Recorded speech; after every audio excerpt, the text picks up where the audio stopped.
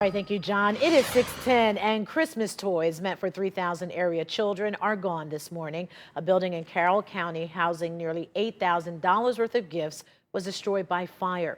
The Toys for Tots coordinator for Tuscarawas County tells us that a trailer full of toys was already prepared for delivery today, but now those toys will be stored at Calvary Methodist Church. So if you would like to help them replace some of those gifts, you can send donations to the address you see here on your screen. And we're also told that there's a toy drive planned for this Saturday. A local business says whatever the community brings, they will match it. We're going to let you know where that will be as soon as that information comes into our newsroom. A North Olmsted family is honoring a loved one by helping others during the holidays. This is really a feel-good piece. Chelsea Pierce's mother, Arthella, passed away last year, and Arthella loved giving back to other people. So to keep her giving spirit alive, Chelsea created Grandma's Magical Gingerbread House. It's a place where you can take what you need and drop something off when you're able to. I love to hear the people that need it and know that we were able to help. It's definitely very enriching for us. So to take or leave items, just stop by the house on Columbia Road in North Olmsted. All the details are up on our website right now at news5cleveland.com. 6:11 now on your Tuesday morning. Lawmakers are facing another debt crisis. What it could mean for Ohioans relying on Social Security and child tax credit checks. That's coming up ahead. And here's a live look outside Storm Tracker 5 on 46 heading north back into Jefferson. You can see there's quite a bit of snow on the sides of the streets. Like I said, though, that's Highway 46 looking okay on the main roads, but any of the driveways, side roads, sidewalks, parking lots, things like that, they're going to be slick. So be careful, give yourself some extra time. We'll talk about the cold and when 60s return coming up. 6:14 now, 6:15 on your Tuesday morning. Let's check in on some of today's top stories. There's a hearing on Capitol Hill today about the January 6th Capitol riot. The Capitol Police Inspector General is scheduled to testify. It comes as Mike Pence's former chief of staff cooperates with a subpoena from the January 6th committee. The commission exploring potential changes to the Supreme Court will vote on its final report and recommendations today. In a draft report, the group says Congress does have the power to expand the court, but doesn't take a stance on whether it should do so. The commission did signal support for developing a court code of ethics. Former Senator and Republican presidential nominee Bob Dole will lie in state in the U.S. Capitol Rotunda on Thursday. The 98-year-old died Sunday. He was a World War II hero and served as a U.S. Senator from Kansas, including 2 stints as the Senate Majority Leader. Taking a live look now at the nation's capital. That's where lawmakers are facing the latest debt crisis. The Treasury Department says it'll run out of money by next Wednesday. So our national political editor, Joe St. George, joins us live this morning. And Joe, what does this mean for Ohioans relying on Social Security checks and child tax credit payments now? Hey, good morning, Kevin. A possible default is very different than a possible government shutdown. We've been through government shutdowns before. Perhaps a default, a little less informed viewers waking up having their coffee and eggs with us in Cleveland this morning. So how does it impact you? First off, we're talking about possible impact to Social Security checks. So retirees watching this morning, this impacts you. Those expanded child tax credit payments potentially would be impacted as well. December 15th is when the next round of those payments are scheduled to go out. So parents, this impacts you as well. And of course, troop pay, military pay, members of our armed services would be impacted as well. So this has a big impact. It's why lawmakers are scrambling. Kevin, it's December. Oftentimes in December, big deadlines face members of Congress. They had a deadline last week when it comes to funding the government. They funded the government through February 18th. This is now the next big priority. The good news, Kevin, is that they're talking behind the scenes about avoiding this. And again, for perspective, Kevin, we've never done this before. We've never had a default in our country. So the odds, for context, the odds are on our side of avoiding a default. And a lot of times those jet fumes from the planes looking for members to get back to their districts for the holidays make deals get done. What's the likelihood that this actually happens in the next few days? You know, what could happen today is a vote in the House that would start up the process of getting this raised before December 15th. There's also the possibility that the Treasury Department and Secretary Janet Yellen will write a letter to lawmakers or announce to lawmakers that she's actually capable of paying the bills for a few more weeks, that December 15th isn't actually the hard deadline. That being said, lawmakers are talking. It's never happened before, so history's on our side again to avoid this thing, but we'll stay on top of it. It's still an unpredictable time in Washington. Yeah, thank you, Joe. We'll keep tracking it as well. We'll have all the latest information on our website, news5cleveland.com. Thanks for joining us again, Joe. All right, it is 6:18 on your Tuesday morning. Let's check in with meteorologist Trent McGill about the chill outside. It is cold. It's going to be a cold one today for sure. Cold right now, cold this afternoon, cold tonight, cold tomorrow. I mean, we'll rebound, but got to get through this cold first. Check it out. This is a live look outside. Storm Tracker's in Jefferson. He's in Ashtabula County right now, and the reason we're putting him in Jefferson and off of the interstates and main roads is because the main roads look okay, honestly. Now that the snow is tapered off, I mean, it looks like after you get one pass of a plow, it looks all right. But those roads that haven't been touched yet, they're still going to be slick. So be careful approaching any stop signs. If it typically takes you 5 or 10 minutes to get to school or work this morning, give yourself an extra 5 or 10 minutes. I wouldn't necessarily double a 30-minute drive because most of your main roads are fine, but getting to those main roads should still be pretty slick. This is what's left of that lake effect snow, very light stuff. We've still got those advisories, but those expire at about 7 o'clock. And I do expect most of the snow to be shutting down by, as the morning rolls on as well. It's already tapering off pretty much. So as far as snow-covered roads, this is what we're looking at. Most spots that did get snow overnight are still going to be pretty slick. Anything that hasn't been plowed yet, still going to be slick for sure. Now, as far as how much snow fell, the reports are ranging quite a bit. We've got some numbers essentially right along the lakeshore that are closer to 2 or 3 inches, but once you get a little bit farther inland, you are closer to that 5, 6, 7 inch number. Jefferson had reports of over 7 inches of snow overnight. And it happens when you get this lake effect snow. I mean, where those squalls set up and where you get that burst of snow, 1 to upwards of 2 inches per hour, it only takes a couple hours to get 6 or so inches. So that's why we got so much this morning. It's shutting down though. Cold, not shutting down. It is sticking around. Akron, you're 22 right now. Mansfield, that's not your wind chill. That's your actual air temperature, 19. Cleveland at 22 degrees. Now we'll rebound, but only back to about 30. That's as warm as we can get. It's going to stay pretty cloudy. The winds are relaxing, which is great news, but any wind when we're in the 20s doesn't help. So any wind at all will make it feel more like we're closer to 20 degrees essentially all afternoon long. Right now, wind chills are closer to 10. So thick coats, make sure those kiddos have the layers on them while they're at the school bus stop this morning. By lunchtime, recess for the kiddos. Lunchtime, we're talking mid-20s, still going to be cold, upper 20s to about 30. That lake effect snow continues to weaken and kind of push on up that north coast out of here. But for the most part, I think most of the snow is pretty much done falling. Most of the measurable snow for the most part. Just be careful. Tonight, we calm things down even more so, and temperatures, despite the clouds, still drop off, lower and middle 20s by early Wednesday.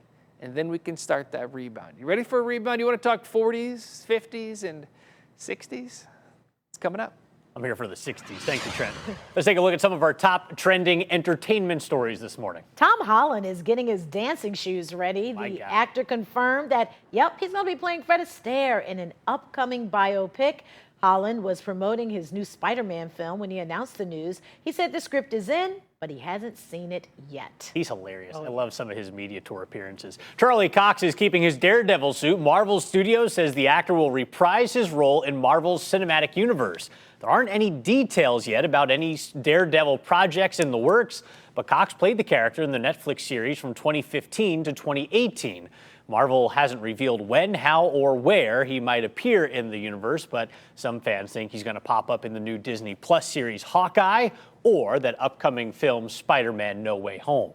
Well, the man who used to call me on my cell phone, four-time Grammy winner Drake, he has withdrawn his 2 nominations from the 2022 Grammys. He was nominated for Best Rap Album and Best Rap Performance. Drake has called out the Grammys prior, unhappy about not getting nominated outside of rap categories. The Grammys are set for January 31st. Still ahead on Good Morning Cleveland, your favorite candies are getting into season now. We have a list of some of the best holiday treats hitting the store shelves right now. And then straight from the source, I sat down with the woman who raised Cleveland's first millennial mayor to talk about how he got here and how his past will shape the city's future. My one-on-one with Mrs. Charlene Nichols-Bibb. You don't want to miss it. It's coming up in 10 minutes. It is 6:25. All of your favorite treats are getting into the holiday spirit. So this morning we have a quick list of some of the new items hitting shelves right now. We like to call this Try It Tuesday. Try It Tuesday. Well, it's like they're all dressing up for Halloween for the holidays. Let's bring in Trent McGill for some of his reaction to some of these. Winter spiced cranberry Sprite, gingerbread cookie Kit Kats, peanut brittle Reese's cups, and funfetti candy canes. I don't know, man. I feel like you're messing with success on a lot of these. Half and half, half and half. Yeah. These are classics you're dealing with, you know. I would absolutely try all of them, but better than the original. That's we just need to try them all. Yeah. That's really all there is to it. Reese's Pieces are perfect as they are. Yeah, don't mess with the You don't candy need to canes try to make and them leave the better. candy canes alone. Mess Don't with the mess with the candy cane. cane. You know, I've got candy canes I put on my Christmas tree, and I've had them for years and haven't eaten them. Like the same candy cane. Well, don't Yeah, eat them don't do it now, Don't man. do it now. Don't do it now, It's Trent. Those aren't Twinkies. What are you talking about? I actually saw Die Hard the other day. That reminded me of the Twinkie, the 30-year-old Twinkie. Anyway, let's get to it. Classic Christmas movie, Die Hard. 29 degrees today for a high, 35 tomorrow with some light snow. Then we can try to rebound. I mean, it rebounds nicely, but there's a ton of rain to talk about late week before another big temperature crash, second half of the weekend. We'll be right back. Welcome back to Good Morning Cleveland on News 5. Lifting off at 6:30 on this Tuesday morning. I'm Kevin Barry in for Katie Houston. And I'm Danita Harris. Let's get right on over to meteorologist Trent McGill, who has details on the chill. I've been waiting to say, now, are you going to stand up, sit down? What are you going to do here? I thought I was at the. you know. They've got these things here that tell me where I'm supposed to be. We need a traffic cop in here for Trent. I never see it. Anyway, what were we talking about? The snow this morning? The chill, Miguel. Okay, the chill. yeah. Check this out. Wow. This is Jefferson. This is where we had some of the heaviest snow. We got reports of over 7 inches. So I mean, it's going to be slick this morning. So be careful. These are some of the untreated roads. So most of the treated roads are fine. But give yourself extra time. I mean, anytime we're talking lake effect snow, you know, if you live in Lake, Northern Geauga, and Ashtabula counties, you know you're going to likely wake up to at least a couple inches. Sometimes you're going to wake up to more than just a couple inches. And that's what we're waking up to in Jefferson. That's probably similar from Paynesville all the way to Jefferson. Notice that line. Now, extra snow. Not much more. Maybe a couple more snowflakes, light stuff fading away the rest of this morning. So I don't expect more snow issues. Just going to take you a little bit longer to get from point A to point B this morning. If you're in the primary snow belt, everywhere else, 0 snow.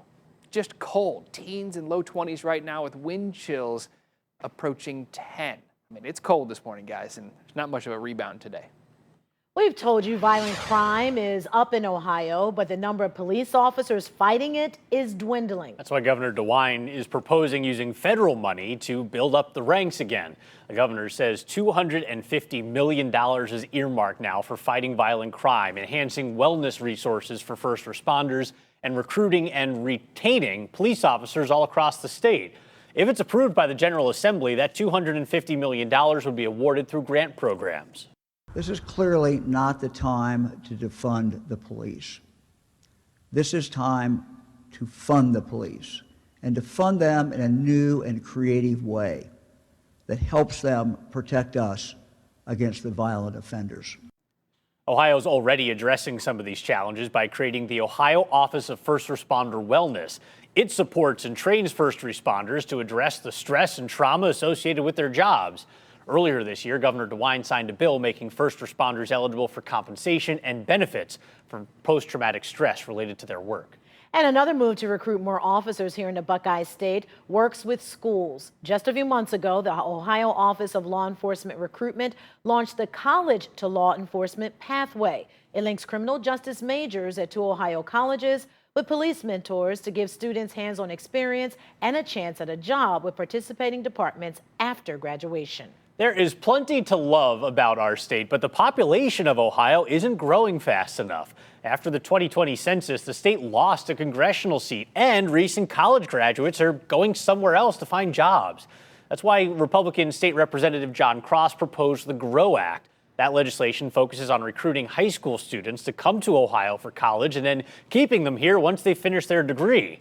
That bill offers incentives like a 3-year tax break after a graduate gets a full-time job in the state. That's something that students at Cleveland State University say they're excited about. I've never thought about that, but that sounds like it would be a good idea. It would definitely work. Like, people love incentives. High school kids could get scholarships if they graduate in the top 5% of their class and are interested in a job in a STEAM subject. For more local employment or job training opportunities, you can check out the Help Wanted Ohio section. That's on our News 5 app and our News 5 website. Cleveland has a new mayor-elect, Justin Bibb. And I was the first to interview him fresh off his election win right here on Good Morning Cleveland. And it was clear to me during our talk that his mom is a very special person in his life. We know the politician Justin Bibb, but what was he like growing up as a kid and what keeps him grounded? These are questions only his mom can answer. And so I went straight to the source. Justin, as a little boy, he was somewhat precocious, always wanted to, inquisitive, very busy. And it's those natural character traits that set the stage for Justin Bibb to become Cleveland's first millennial mayor. Building a healthy relationship between the community and City Hall was a crucial part of his campaign, something his mom, Charlene Nichols Bibb, instilled in him as a child. I taught him that too much is given, much is required. So we always did things to give back to our community, even when he was a little guy. So what may have been a surprise to some was no surprise to her when Justin announced he was running for mayor. Justin wanted to be mayor since he was 16. He was in this program at high school. He attended Trinity High School, and they had a program called Look Up to Cleveland. And he fell in love with Cleveland and being a part of Cleveland politics through that program. And he was like, you know, I think one day I want to be the mayor of Cleveland. And I want to start developing relationships with people that could help me do that. So every year when he came home from college, he always had a meeting with different mayors from different surrounding cities to just talk to them about what it was like to be the mayor of their prospective cities. That inquisitive little boy still asking questions, yes, wanting to know. Yes, and understood the importance of developing relationships. And in several interviews, I've heard him mention church and his faith.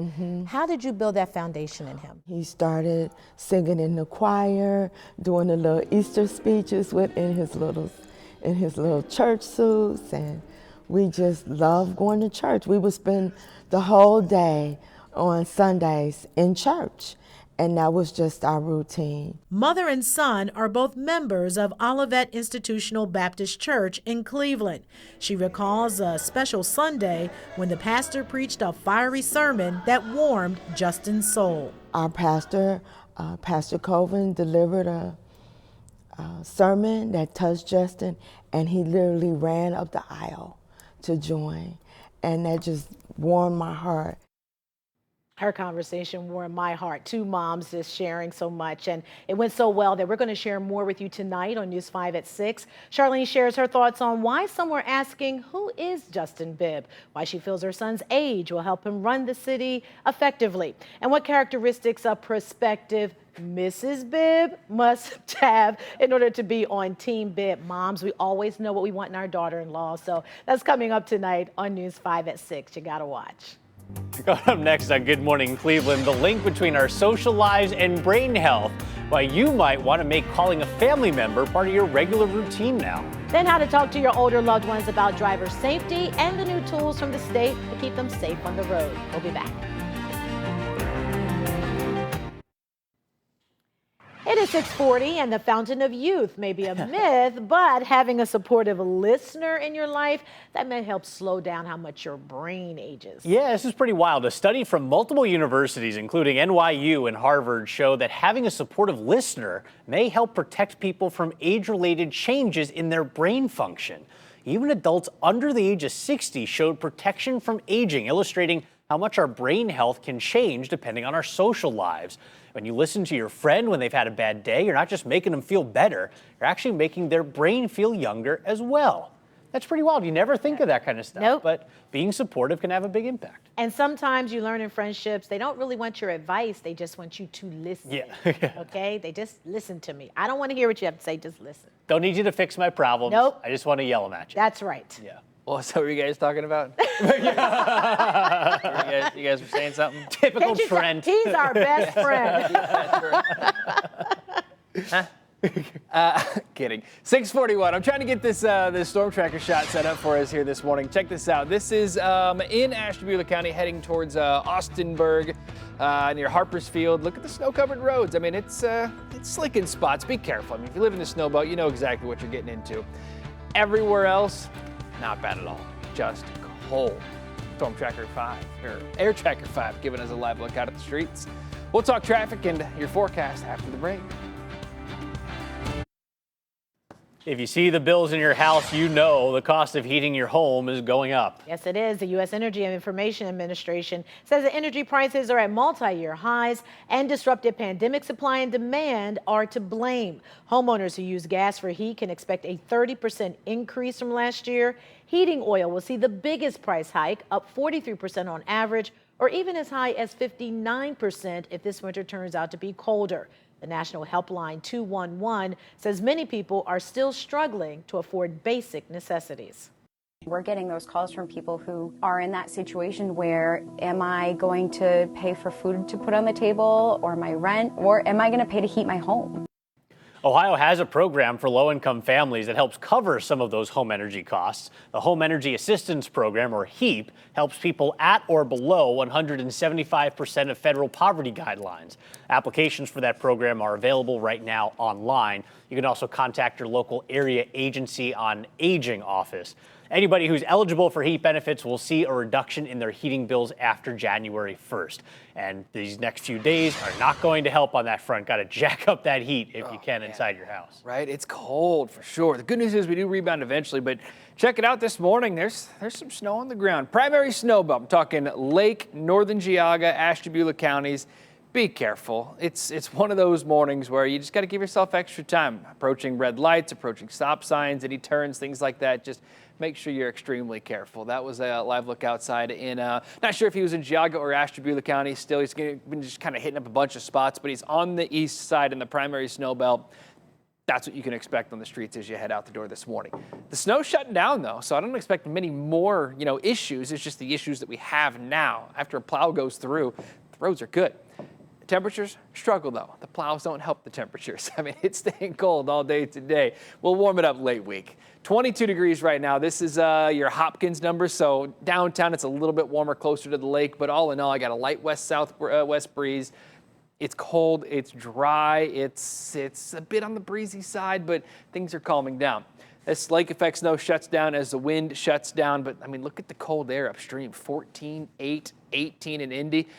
It's cold, and all that cold air is just going to keep reinforcing itself through the day today. So mid-20s outside now, lower and middle 20s. Ashtabula's in the upper 20s right now, but Mansfield's at 19.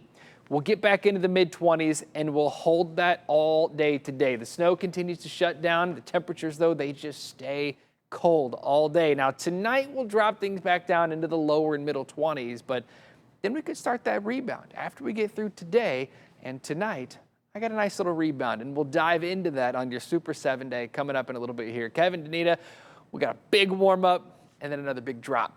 Yeah, thanks, Trent. We're on the roller coaster now. 6:47 on your Tuesday morning. It's National Older Driver Safety Awareness Week. People age 65 and older are the fastest growing segment of drivers in Ohio. And many of those drivers are getting back on the roads to join family and friends over the holidays, which is why local organizations are saying now is the time to have that conversation about basic safety tips. John Rudder joins us live with more in a new way to help you have that conversation. Good morning, John.